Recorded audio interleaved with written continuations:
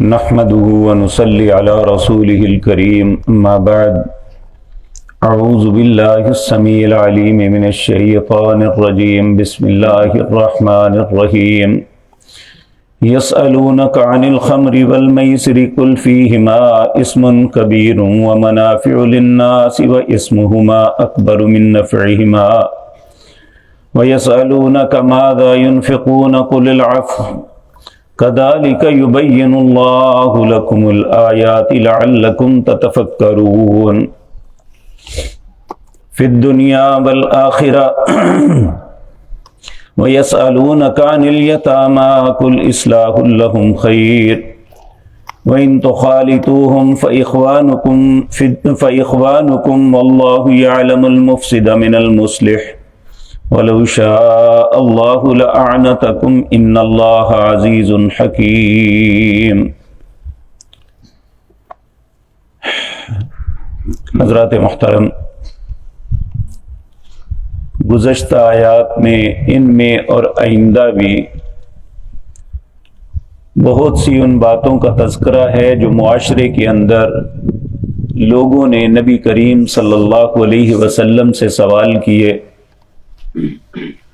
اور پھر اللہ نے ان سوالات کے جواب میں آسمان سے وحی کے ذریعے نبی کریم صلی اللہ علیہ وسلم کی رہنمائی کی۔ آج جو آیات پڑھی ہیں اس میں دو ایسی چیزیں تھیں اس معاشرے کے اندر جس میں پورے کا پورا معاشرہ سر تک ڈوبا ہوا تھا۔ ان میں ایک تھا شراب نوشی اور دوسرا تھا جوا۔ اور یہ بات ذہن میں رکھیں، چاہے اس وقت ابھی اس کی حرمت نازل نہیں ہوئی تھی، لیکن اچھے دل والے جو انسان تھے نا، جنہوں فطرتاً اللہ نے جنہیں اچھا بنایا ہوا تھا، وہ باوجود اس بات کے کہ شراب حرام نہیں تھی پھر بھی وہ اس کے قریب نہیں جاتے تھے۔ اس کی بے شمار مثالیں ملتی ہیں۔ خصوصاً دو نام بہت بڑے ہیں، سیدنا ابو بکر اور سیدنا عثمان رضی اللہ تعالی عنہ۔ یہ دونوں شخصیات ایسی تھی جن کا دعویٰ تھا کہ ہم نے کبھی شراب جاہلیت میں بھی نہیں پی تھی، جب مسلمان نہیں بھی ہوئے تھے نا۔ حالانکہ اس معاشرے کے اندر جس طرح ایک کام نہ کرنا یا کرنا تانے کا سبب ہوتا ہے نا، اس معاشرے کے اندر یہ دو کام نہ کرنا ایک تانے کا سبب تھا کہ لو جی فلانا شراب بھی نہیں پیندا یا وہ جوا ہی نہیں کھیلتا۔ یعنی یہ دو قباحتیں ایسی ہیں جو خاندانوں کو برباد کر دیتی ہیں۔ یہ وہ آیات ہیں جو سب سے پہلے اس کے متعلق اتری تھی، چونکہ معاشرے کے اندر اس طرح جس طرح انسان کے اندر خون رچ بس جاتا ہے نا، اس طرح انسان کی زندگی کا حصہ بنے ہوئے تھے یہ دونوں چیزیں۔ اللہ رب العزت انسان کی فطرت کو جانتے ہیں، اللہ نے ان دونوں چیزوں کو بتدریج منع کیا، آہستہ آہستہ۔ پہلے یہ سب سے پہلا یہ حکم نازل ہوا کہ یسألونک عن الخمر والمیسر،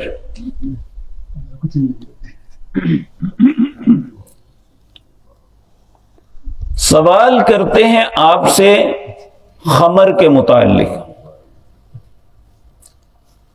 خمر عمومی طور پہ آج بھی کہتے ہیں، خمر اس شراب کو کہتے ہیں جو انگور سے نچوڑی جائے، جبکہ یہ بات درست نہیں ہے۔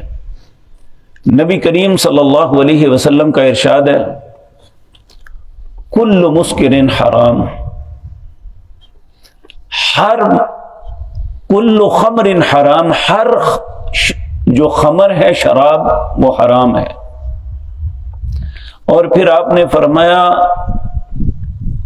کل مسکر خمر، ہر وہ چیز جو نشہ کرتی ہے وہ خمر ہے، چاہے وہ جدید زمانے کی ہے یا قدیم زمانے کی، وہ پینے کی صورت میں ہے یا سگریٹ میں ڈالنے کی، وہ ہیروئن ہے، وہ چرس ہے، وہ افیون ہے، یعنی جو چیز بھی نشہ کرتی ہے وہ خمر ہے. حتیٰ کہ یہ تمباکو والے پان کھانے، سگریٹ پینے، یہ سب اسی کی نسل ہے. نبی کریم صلی اللہ علیہ وسلم نے فرمایا ہر وہ چیز جو نشہ کرتی ہے یا فطور پیدا کرتی ہے، اگر وہ زیادہ کرتی ہے تو اس کا تھوڑا بھی حرام ہے.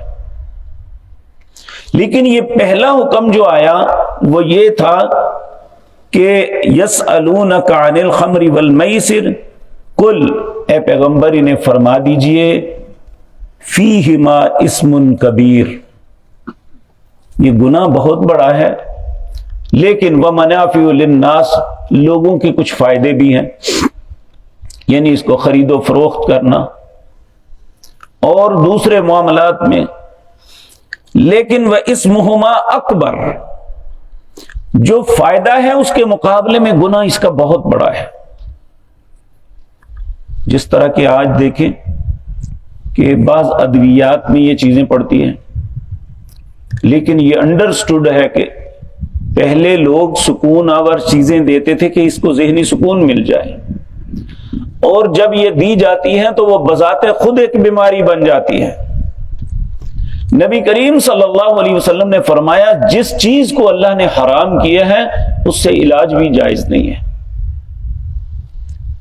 تو اللہ رب العزت یہاں سمجھا رہے ہیں، لیکن نبی کریم نے ایک بات بتائی جو ہمارے لیے بہت غور طلب ہے. آپ نے فرمایا میری امت کے اندر ایک وقت آئے گا 4 چیزوں کو لوگ حلال کر لیں گے اپنے لیے. نمبر 1، زنا کے متعلق لوگوں کے تصور میں گناہ کی تصور مٹ جائے گا، یعنی یہ چیز عام ہو جائے گی.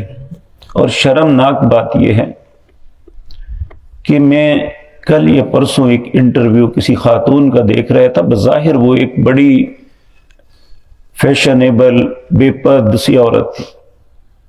اس نے ہمارے معاشرے کا انالیسز کرتے ہوئے کہا کہ اب ہم یہاں تک پہنچے ہیں کہ ہمارے ملک میں 80% گھروں میں یہ خباثت داخل ہو چکی ہے. یعنی وہ خود چیخ رہی تھی اس بات پہ، جبکہ پردہ کرنا، عفت اور پاک دامنی اختیار کرنا یہ اسلام کی اساس اور بنیاد ہے، اور اسے گناہ تصور ہی نہیں کیا جاتا. لڑکوں کا لڑکیوں سے دوستی کرنا، یونیورسٹیوں کالجز میں کزن کا ایک دوسرے کے ساتھ بدتمیزیاں کرنا، یہ ایک معمول بن چکا ہے اور اس پہ فخر کیا جاتا ہے، نعوذ باللہ من ذالک. اور دوسرا، ریشم کو مرد حلال سمجھ لیں گے. اور آج دیکھ لیں کہ بوس کی کپڑا جو ہے یہ ریشم ہے، لیکن مولوی بھی پہنتے ہیں، اور جو خود پہنتا ہے وہ اس کے جواز کا فتویٰ دیتا ہے. جبکہ آپ 2 قسم کے کپڑے ہیں، ایک بلینڈڈ، یہ لک سے بنتا ہے تارکول سے، اور ایک کاٹن ہے جو دھاگا بنتا ہے یہ کپاس سے، اور تیسرا کپڑا ہے ریشم سے بنتا ہے. مردوں کے کپڑے میں جو بوس کی ہے یہ ریشم سے بنتی ہے، ایک ٹیٹرون بوس کی ہوتی ہے وہ بھی لک سے بنتی ہے، اور وہ جو ہے اس کے پہننے میں کوئی حرج نہیں. لیکن جو ریشم کے کیڑے سے اس کا دھاگا بنا کے پہنی جاتی ہے، بنایا جاتا ہے کپڑا، وہ بالکل حرام ہے، لیکن لوگ پہنتے ہیں. کہ کوئی فنکشن ہو، کچھ بھی ہو، یا کسی کو لینا دینا ہو شادی بیاہ پہ، تو بوسکی کے سوٹ دیتے ہیں، پہنتے ہیں. سونا حلال کیا ہوا ہے، گلے کی چینیں، ہاتھ میں بریسلٹ، 1-2 انگوٹھیاں، جبکہ اللہ رب العزت نے یہ دونوں چیزیں مرد پہ حرام کی ہوئی ہیں.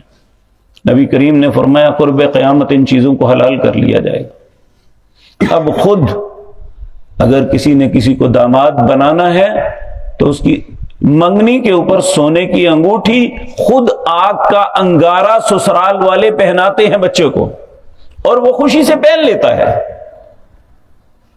العیاذ باللہ۔ اور تیسرا فرمایا یہ گانے بجانے کو حلال سمجھ لیں گے اور شراب کا نام اور رکھ لیں گے۔ اور آج دیکھ لیں یہ سٹنگر اور اس طرح کے مشروبات بے شمار ایسے ہیں، بظاہر لوگ شوق سے انرجی کے لیے پیتے ہیں، لیکن حقیقتاً انسان کی بربادی کا سبب بن رہے ہیں۔ 12 13 سال کے بچے گھر والوں سے چوری سگریٹ نوشی کر رہے ہیں، اور جب یہ آغاز ہوتا ہے اس کے بعد کہاں تک پہنچیں گے یہ اللہ ہی جانتا ہے۔ تو اللہ رب العزت نے ان چیزوں کو جو انسان کے کردار پہ اثر انداز ہوتی ہیں، جو انسان کی شخصیت کو مسخ کر دیتی ہیں، جو انسان کے خاندانوں کو برباد کر دیتی ہے، وہ نشہ ہے۔ اللہ نے کہا فیہما اسم کبیر، یہ بہت بڑا گناہ ہے۔ اور دوسرا ہے جوا۔ اس کا آغاز کیسے ہوتا ہے؟ بچے کھیلتے ہیں، کہتے ہیں اگر کوئی ہارا تو بوتل پلائے گا، یہ جوے کا آغاز ہے۔ یہ بوتل سے جوا شروع ہوتا ہے، پورے خاندان کو برباد کر دیتا ہے۔ اور جوے کی کئی صورتیں ہیں آج، یہ بیمہ پالیسی یہ جوا ہے، لاٹری یہ جوا ہے، اور اسی طرح کھیل کے اوپر بوتلیں ایک دوسرے کو پلانی، کھانا کھلانا، یہ سب حرام ہے، یہ جوا ہے۔ بلکہ حیران کی بات یہ ہے، نبی کریم صلی اللہ علیہ وسلم نے فرمایا، صحیح بخاری کے اندر روایت ہے، جو شخص صرف اتنا شرط لگانی نہیں، صرف اتنا کہا آؤ بھائی شرط لگائیں، لگائی نہیں ہے، کہ اسے چاہیے کہ صدقہ کرے، وگرنہ اس بات پہ بھی اللہ کے ہاں باز پرس ہو جائے گی۔ شرط لگا لینی دور کی بات ہے۔ اور یہ سب یہ گنونا اور گندا کردار ہو رہا ہے۔ کرکٹ کے میچ ہوتے ہیں، دوسرے میچ ہوتے ہیں، تو لوگ بھاگتے ہیں وہ لوگوں کے ان دلالوں کے پاس کہ شرط لگائیں کہ فلاں جیتے گا فلاں ہارے گا، اور کتنے ہی لوگ ہیں اپنے مکان اپنی اولادیں تک ہار چکے ہیں، زندگیاں برباد ہو گئی ہیں، لیکن ہمیں احساس نہیں ہو رہا کہ اللہ رب العزت ہمارے کتنے خیر خواہ ہیں۔ تو جب سوال ہوا نبی مکرم صلی اللہ علیہ وسلم سے، یسألونک عن الخمر والمیسر، اے میرے پاک پیغمبر ہمیں بتائیے شراب اور جوئے کے متعلق۔ اللہ نے فرمایا قل، اے میرے پیغمبر فرما دیجئے، انہیں جواب دیجئے، فیہما اسم کبیر، ان دونوں کے اندر بہت بڑا گناہ ہے، ومنافع للناس، اور لوگ اس میں کچھ فائدہ بھی سمجھتے ہیں، واسمہما اکبر من نفعہما، ان کے فائدوں سے زیادہ اس کا نقصان ہے۔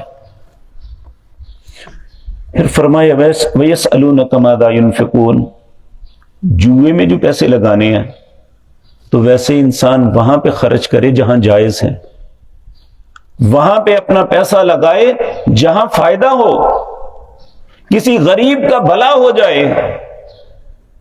اگر اسی کے پیسے اتنے ہی اچھل رہے ہیں تو اللہ فرماتے ہیں یسألونک اللہ اکبر ویسألونک ماذا ينفقون قل للعفو، اللہ فرماتے ہیں انہیں فرما دیجئے جو زائد چیز ہے نا آپ کے پاس، جو سمجھتے ہیں یہ میرے پاس وافر ہے، اسے دے دو، غریب کا بھلا کر دو، مسکین کو دے دو، یتیم کو دے دو، ماں باپ پہ لگا دو، اولاد پہ لگا دو۔ قل العفو، ایک معنی اس کا یہ ہے جو اچھی چیز ہے وہ دو۔ کذالک یبین اللہ لکم الآیات لعلکم تتفکرون، اسی طرح اللہ بیان کرتا ہے اپنی نشانیاں تاکہ تم غور و فکر کرو۔ یہ اللہ کی نشانیاں ہیں جو اللہ رب العزت ہمیں بتلا رہے ہیں۔ فی الدنیا والآخرہ، نہ دنیا میں ان باتوں میں خیر ہے نہ آخرت میں، اور جن باتوں کا اجازت اللہ دے رہے ہیں اس میں دنیا کی بھی خیر ہے آخرت کی بھی خیر ہے۔ پھر فرمایا وَيَسْأَلُونَكَ عَنِ الْيَتَامَى، یتیموں کے بارے میں سوال کرتے ہیں جی، یعنی کوئی یتیم فوت ہوا، اس کے والدین کے اثاثے ہیں، پراپرٹی ہے، تو کہا اس طرح نہیں کرنا، کہ اسے دے کے ضائع کروا دو، وہ بیچارہ بچہ ہے، اسے کیا پتا کیسے سنبھالنا ہے۔ کہا کل اصلاح لہم خیر، ان کے ساتھ اصلاح والا معاملہ کرنا یہ بہت خیر والا بہتر ہے۔ وَإِن تُخَالِطُوهُمْ، لوگ پہلے جب یہ آیت اتری نا، ان الذین یاکلون اموال الیتامی ظلما انما یاکلون فی بطونہم نارا، جو یتیم کا مال کھاتا ہے وہ اپنے پیٹ میں جہنم کی آگ بھرتا ہے۔ لوگوں نے یتیم کا مال اپنے مال کے ساتھ مکس کرنا ختم کر دیا، انہیں اپنے ساتھ شراکت دار بنانے کے لیے ڈر گئے۔ تو اللہ فرماتے ہیں وَإِن تُخَالِطُوهُمْ فَإِخْوَانُكُمْ، اگر ان کے ساتھ تم پارٹنرشپ کر لیتے ہو، ان کا پیسہ اپنے کاروبار میں شامل کر لیتے ہو، تو یہ تمہارے بھائی ہیں، لیکن واللہ یعلم من المفسد واللہ یعلم المفسد من المصلح، لیکن جو شخص فساد کا ارادہ رکھتا ہے، یعنی ان کے مال کو مارنے کا یا ان کی اصلاح کا، اللہ دونوں کو جانتے ہیں۔ کوئی بندہ یہ مت سمجھے کہ بظاہر وہ ان کے ساتھ خیر اور بھلائی کی باتیں کرتا ہے لیکن اندر سے اس کا مال کھا رہا ہے، کاٹ رہا ہے، ایسا نہیں۔ اللہ رب العزت فرماتے ہیں وَلَوْ شَاءَ اللَّهُ لَأَعْنَتَكُمْ، اگر اللہ چاہتا تو تم بہت بڑی مصیبت میں پڑ جاتے ہیں۔ یہ اللہ نے تمہارے لیے خیر کا رستہ رکھا ہے۔ خیر کا رستہ کیا ہے؟ کہ آپ اس کا مال اپنے کام میں لگاتے ہو تو آپ جو اس کے مال سے پروفٹ ہوگا اس سے آپ کرندگی لے سکتے ہیں، یعنی آپ اپنی محنت کا ثمرہ اس پہ سے لے سکتے ہیں، باقی نفع اسے دے دیں۔ یہ اس کے ساتھ طے کر لیں کہ اس کے نفع میں سے آپ نصف لینا ہے، آپ نے 25 لینا ہے، آپ نے 40% لینا ہے، جو طے کر لیں گے آپ اپنی محنت کی کرندگی لے سکتے ہیں۔ تو اللہ رب العزت فرماتے ہیں اللہ اگر چاہتا تو تمہیں مصیبت میں ڈال دیتا، تمہیں کچھ بھی نہ ملتا، تمہیں کہتے اس کا مال کماؤ بھی اور سارا اسے ہی دو۔ ان اللہ عزیز حکیم، بے شک اللہ غالب حکمت والا ہے۔ ان 3 آیات کے اندر بہت بڑی نصیحتیں ہمارے لیے۔ اللہ رب العزت نے کہا اسی طرح اللہ بیان کرتا ہے تمہارے لیے اپنی آیات لعلکم تتفکرون، تاکہ تم غور و فکر کرو۔ تو اللہ رب العزت جن باتوں سے ہمیں منع کیا گیا ہے اللہ ہم سب کو محفوظ رکھے، اور جس طرح اپنے مال کو خرچ کرنے کی اجازت دی گئی ہے اللہ ہمیں اسی طرح اپنے مال کو خرچ کرنے کی توفیق عطا فرمائے۔ اقول قولی ھذا واستغفر اللہ لی ولکم۔ بیماروں